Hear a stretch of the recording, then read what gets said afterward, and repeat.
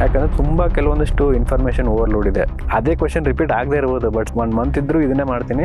ಏನೇ ಓದಿದ್ರು 40 ಕ್ವಶನ್ಸ್ ಗೊತ್ತಿರುತ್ತೆ. Last 2 attempts my marks were above 120 in prelims both the times. ಅದಕ್ಕೆ ಒಂದು the amount of the hard work that I had put in earlier attempts. ಆವಾಗ ಯಾಕಂದರೆ once you clear prelims and mains ಬರ್ಕೊಂಡ್ಬಿಟ್ರೆ you will ಅಲ್ಲಿ ಒಂಥರ ನಾನು optional ಮಾಡಬೇಕು, ನಾನು ಎಸ್ ಇಂಪ್ರೂವ್ ಮಾಡಬೇಕು, GS ಆನ್ಸರ್ ರೈಟಿಂಗ್ ಮಾಡಬೇಕು ಅಂತ ಕೂತ್ಬಿಡ್ತೀವಿ ಸರ್. ಪ್ರಿಲಿಮ್ಸ್ ಅಂತ ಬಂದಮೇಲೆ ಅದು ಮತ್ತೆ ಫೆಬ್ರವರಿ ಮಾರ್ಚಲ್ಲೇ ಹಿಡಿತೀವಿ. ಅದೊಂದು ಸಮ್ಟೈಮ್ಸ್ ಅದು ಆಗುತ್ತೆ ಆಗದೆ. ಬಟ್ ನಾನು ಮುಂಚೆ ನಾನು ಫಸ್ಟ್ ಅಟೆಂಪ್ಟ್ ಕೊಡೋಕ್ಕಿಂತ ಮುಂಚೆ ನಾನು ತುಂಬ ಇನ್ವೆಸ್ಟ್ ಮಾಡಿದೆ ಸರ್ ಟೈಮಲ್ಲಿ ಪ್ರಿಲಿಮ್ಸಲ್ಲಿ.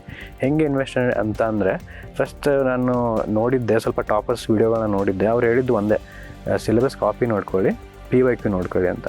ಸೊ ಇವೆರಡು ನನ್ನ ತಲೆಯಲ್ಲಿತ್ತು ಸರ್. ಒಂದು PYQ ಹೆಂಗೆ ಬರುತ್ತೆ ಕ್ವಶನ್ ಅಂತ. ಅದೊಂದು ಕ್ವಶನ್ ಪ್ಯಾಟರ್ನ್ ನೋಡಿದರೆ ಏನೇ ಓದಿದ್ರು 40 ಕ್ವಶನ್ಸ್ ಗೊತ್ತಿರುತ್ತೆ, 60 ಕ್ವಶನ್ಸ್ ಗೊತ್ತೇ ಇರಲ್ಲ ಸರ್ ನಾನು.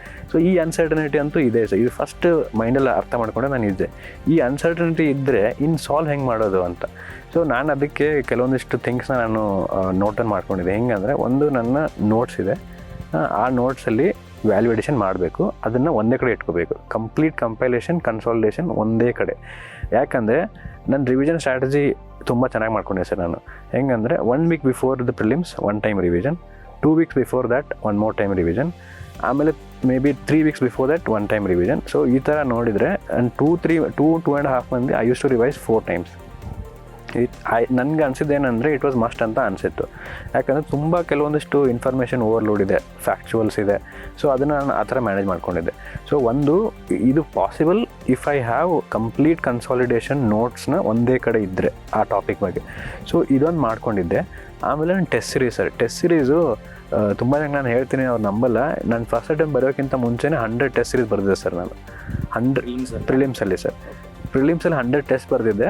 That was 10,000 questions sir. ನಾನು ಒಂದು ಮ್ಯಾಥ್ ಮಾಡಿದೆ, 10,000 ಕ್ವಶನಲ್ಲಿ ಅದೇ ಕ್ವಶನ್ ರಿಪೀಟ್ ಆಗದೆ ಇರ್ಬೋದು, ಬಟ್ ಸಿನಾಪ್ಸಿಸ್ ಅಂತೂ ಇದ್ದೇ ಇರೋದು. 10,000 ಸಿನಾಪ್ಸಿಸ್ ನೋಡಿದ್ದೀನಿ. ಏನೇ ಆದರೂ UPSC ಇದಕ್ಕಿಂತ ಆಚೆ ಅಂತೂ ತುಂಬ ಹೋಗೋದೇ ಇಲ್ಲ. ಮ್ಯಾಕ್ಸಿಮಮ್ ಕಂಟ್ರೋಲ್ ಇಟ್ಟಿದ್ದೀನಿ ಅಂತ ಒಂದು 40 ಬಂದೇ ಬರುತ್ತೆ ಅಂತ ಅನಿಸುತ್ತೆ ಸರ್. ಸೊ ಅದ್ರ ಮೇಲೆ ಸ್ವಲ್ಪ ಕರೆಂಟ್ ಅಫೇರ್ಸ್ ಕಂಪೈಲೇಷನ್ನು, ಆಮೇಲೆ ಸ್ವಲ್ಪ ಸ್ಟ್ಯಾಟಿಕ್ ರಿವಿಷನ್ ಮಾಡ್ಕೊಂಡ್ಬಿಟ್ರೆ ಇದೇ ನಂದು SOP sir complete for prelims. 1 month ಇದ್ದರೂ ಇದನ್ನೇ ಮಾಡ್ತೀನಿ, 2 months ಇದ್ದರೂ ಇದೇ. May be number of revision ಕಡಿಮೆ ಆಗ್ಬೋದು, ನಂಬರ್ ಆಫ್ ಟೆಸ್ಟ್ ಕಡಿಮೆ ಆಗ್ಬೋದು, ಬಟ್ ದ ಫಸ್ಟ್ ಅಟೆಂಪ್ಟಲ್ಲಿ ನಾನು ಮಾಡಿರೋ 100 ಟೆಸ್ಟ್ ಸೀರೀಸು ಅದು ತುಂಬ ಹೆಲ್ಪ್ ಆಗಿದೆ ಸರ್ ನನಗೆ.